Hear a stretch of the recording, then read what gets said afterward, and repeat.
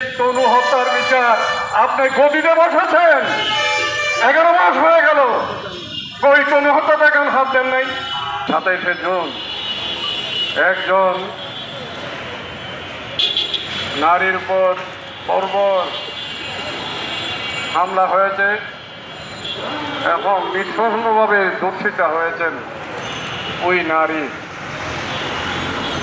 আমরা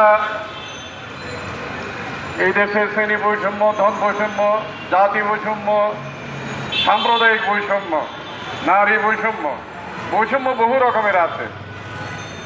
শুধু কোটা বৈষম্য না, মুক্তিযুদ্ধের কোটা বৈষম্য না, সব জায়গায় বৈষম্য চলছে এবং সংখ্যালঘু নারীরা সব থেকে বেশি টার্গেট হচ্ছে।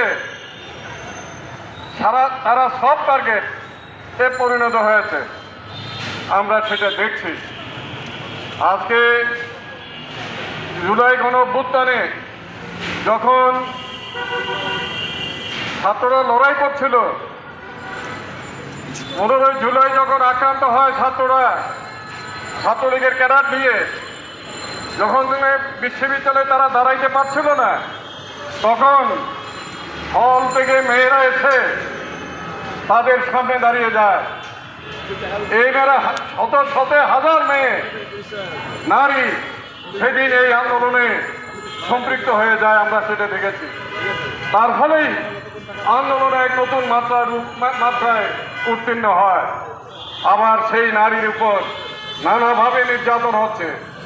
আজকে সেটা দেখছি, শুধু দর্শন না, নারীদের বিরুদ্ধে ফতোয়া দেওয়া হচ্ছে নারীদের বিরুদ্ধে, যে তোমরা ঘরে থাকো, তোমরা রাস্তায় কেন বেরোছো, তোমরা কেন কাজ করবা, তোমরা কেন গার্মেন্টসে চাকরি করবা, তোমরা কেন অফিসে আদালতে যাবা, তোমরা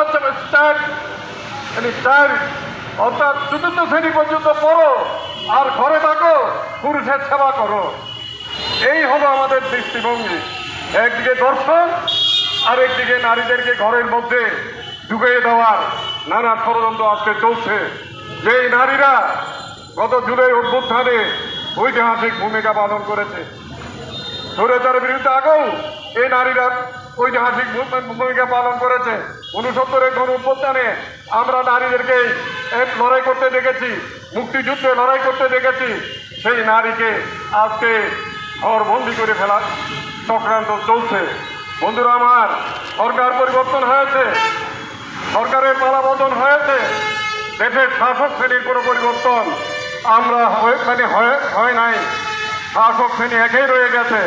আমরা দেখছি তনু ওই যে ক্যান্টনমেন্টে, কুমিল্লা ক্যান্টনমেন্টে যে তনু হত্যা হলো